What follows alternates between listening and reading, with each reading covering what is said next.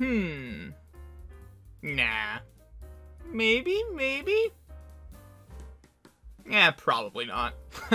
Okay, interesting choice, but this won't cut it either. Oh yeah, baby. Now that's what I call a real weapon.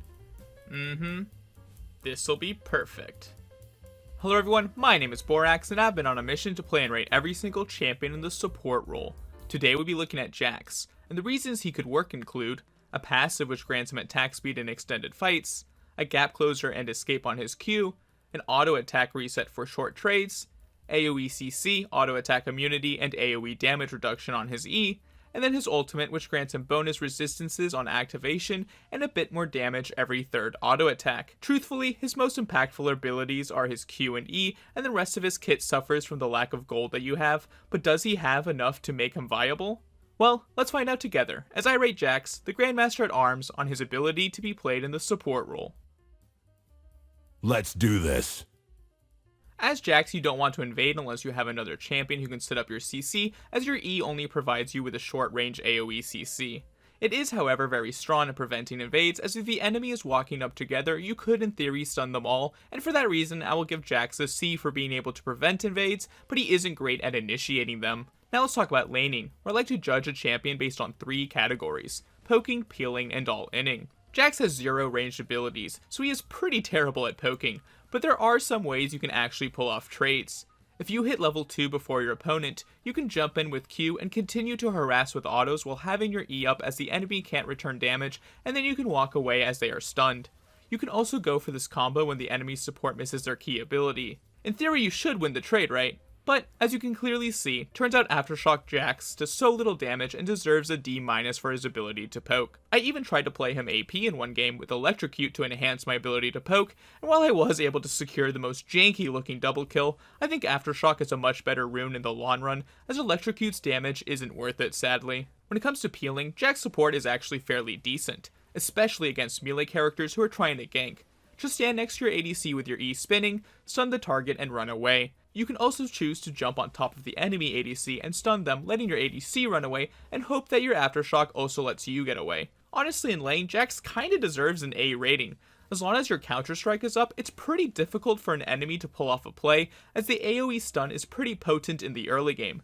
In elongated fights, his peeling does struggle, but in short little scraps, it's not bad. Finally, we have all-inning, where Jax is once again not bad. AoE CC is such a premium in League of Legends, and to have it on a basic ability makes Jax such a threat. A downside to Jax's all-in is your lack of damage, but if the enemy jungler comes in, you can pick up so many free kills as the enemy will have to flash away in order to avoid your stun. Another problem could be the enemy's ability to peel you off, but if you prep your stun from brush, you can activate the stun instantly after you jump on top of them. For all-inning, I will give Jax an A-. Pre-level 6, you're a bit of a stud in the bot lane, ignoring enemies' autos and getting increased attack speed, but sadly you do only have the 1 CC ability, and once you hit level 6, most meta supports will outpace you when it comes to their ability to all-in and peel, as they usually get more CC, but all you get are resistances and damage, which isn't ideal. Now that we've talked about Jax's laning prowess, let's rate the matchups that he might have to face. If you follow this channel, then you know that I disdain Morgana, and would say that she is the League of Legends equivalent of having a Mastery 7 Yasuo on your team who AFKs after going 0-9. Morgana has way too much peel and kill pressure for you to handle as Jax, and her being ranged means it will be very difficult for you to get on top of her. In fact, any long-range support will be a terrible matchup for Jax because you can't do much against their poke, and your engage range is too short to punish them. Some other champions that are difficult include Thresh and Pyke, as you can't kill them, and they can harass you. Really strong peel champions are also a nuisance, and those supports that want to scale and play for late game should know that as long as they AFK lane and don't die to ganks, they will just win later. Then there are some champions I think don't have too much kill pressure on you, but you will probably need some ganks to beat them. Some champions that Jax might be able to handle are some of the melee champions that have special interactions with auto attacks that you can block with your Counter-Strike. I'm not saying you should expect to win these lanes, but at least you have a fighting chance in the 2v2. Two champions I think Jax can do well into include an enemy Jax support, as he is probably trolling, and Blitzcrank.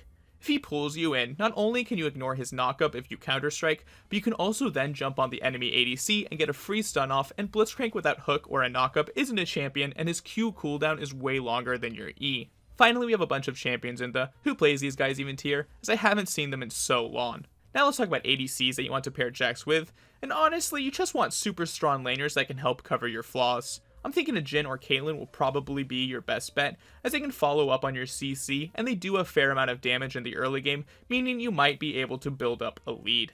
In the hypothetical case that your ADC is a useless bonobo, then you might want to consider roaming from time to time, so let's talk about that. There was one season where I played a lot of Jax in the jungle, and it's because I believed his gank potential isn't too bad against immobile characters. Show up to a lane, jump on their head with your Counter-Strike stun, and hopefully your team can kill them.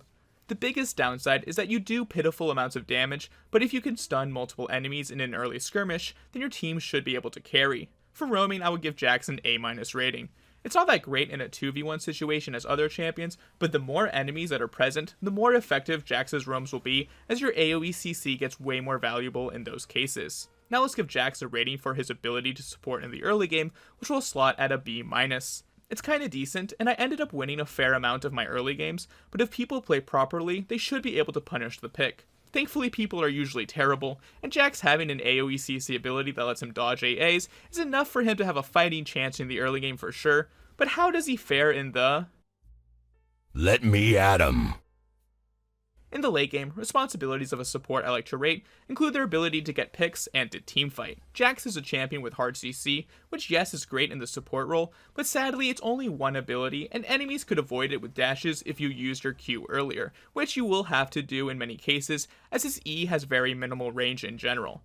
But if you build Everfrost, it greatly enhances your ability to get picks, as you can stun enemies and then root them, or root them first to get your stun off. But if you do go Everfrost, it makes you so squishy that you probably won't be making it out alive if you try and get a pick like that. The other mythic that can help here is Turbo Chemtank, as it gives you that movement speed towards enemies that you need to stun them with E. For getting picks, I will give Jax Support an A- rating. Despite his flaws, he does still have a stun, and against opponents with minimal mobility, it's pretty much guaranteed setup for your allies to finish off the kill. Now let's talk about team fighting, where support's responsibilities include engaging, peeling, and sometimes dealing damage. Jax's engage is pretty alright if you can hit multiple people with your E stun. Sadly, it's not too hard to tell that you will be engaging, as enemies can see you fling your weapon in the air, which just means they need to back up, and once your Counter-Strike is down, they can just win. To make up for this weakness, you can flash in to get people with a stun, but that will make it rather difficult for your team to follow up, and by the time they can respond, your stun will already be over, and you will be most likely dead. If you can survive though with Aftershock, Ultimate, and a tank build, so that you can get another Counter-Strike off, that does enhance your team fighting potential, but it's also not very realistic, and for engaging, I will give Jax Support a B- rating. AoE CC is strong, but not AoE CC that is hard to land on multiple key targets. If you are playing Jax Support, then you have already proven that you're a bit of a Giga Chad, but funnily enough, his best playstyle is focusing more on peeling than engaging. While jumping in for a Counter-Strike to start off a fight is risky, just standing next to your carry with it up makes the enemies very scared, as they don't want to get hit by the stun, and if they do, there is a good chance they will wind up dead. I will give Jax an A- rating for his ability to peel. It's strong against people who want to go in melee range of your carries, but if they can deal their damage from range, then it's going to be a much trickier task to peel for your carries. Jax is a super duper scaling pick usually, but not in the support role. Your power comes from your E ability, and without gold for items, you won't be dealing any serious damage, and will instead look like a dirty injure trying to finish off a kill. But hey, if you do build AP, you can pull off some assassinations from time to time against enemy ADCs, as they do shred like paper still, as long as they don't kill you first or outplay you with some sort of mobility. For dealing damage, I will give Jax a C- rating. It won't be your purpose, and most times you won't be dealing any damage. Before we look at Jax's overall ability to support, let's look at the runes and items that I would recommend. I'm not a Jax support expert, and honestly, for all I know, going traditional runes like Conqueror might be your best bet, but I like playing these champions as if they were actual supports, and with that in mind, the rune I went for was Aftershock to give you the most survivability when you go in. Secondarily, I took Biscuits and Time Warp Tonic, as it gives you the best chance of winning those early scraps. If you wanted to try out a really for fun pick like AP Support Jax, which might be the better option actually, then I would recommend either Electrocute or Predator. One of the major benefits of this tree is that you get to go Ingenious Hunter, reducing the cooldowns on both Everfrost and Zhonya's, which you will be building. Then, secondarily, I took Perfect Timing, as you want to build Zhonya's, but I think you could swap it out for Time Warp Tonic. Now let's talk about items. For your gold income item, you should take Relic Shield or Steel Shoulder Guards to give you the chance to get level 2 first. Then you want to go for your boots. and I think Merc Treads or Plated Steel Caps will be your best option here, as you need to be as tanky as possible and won't have the luxury to go for the other options. The best mythic option I believe will be Turbo Chem Tank rather than the traditional support mythics, as this gives you a better opportunity to engage with its movement speed, and the slow is also nice in giving you a better chance to proc your E. But I do think items like Evan Shroud and Locket could also work in certain situations. I usually rounded out my build with a Thornmail, as you do proc it with your E, and there's so much healing in League of Legends, but I could see a Knight's Vow being another decent option in helping you keep your ADC alive. Now for AP Jax, I would go for the build of Everfrost into Zhonya's, which is really funny to watch, and it wasn't the worst, but I won't lie to you and say that it was great either. Now that we've talked about the runes and items, let's give Jax an overall rating for his ability to support, which will slot at a B-.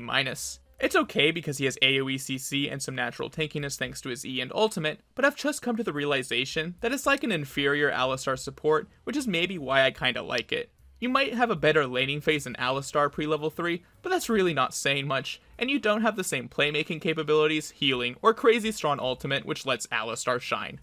Would I recommend you play Jax support? Sure. I give it my stamp of okayness in normal draft games if you want to have some fun, but it should be avoided in a ranked game, but too bad, I'm just built different. Well, thank you guys so much for watching. If you enjoyed this video and leave it a like, that would be amazing, and if you consider subscribing, that would make my day. Again, thanks for watching, and I want to wish you good luck and have fun if you are playing Jax Support. You will definitely need it.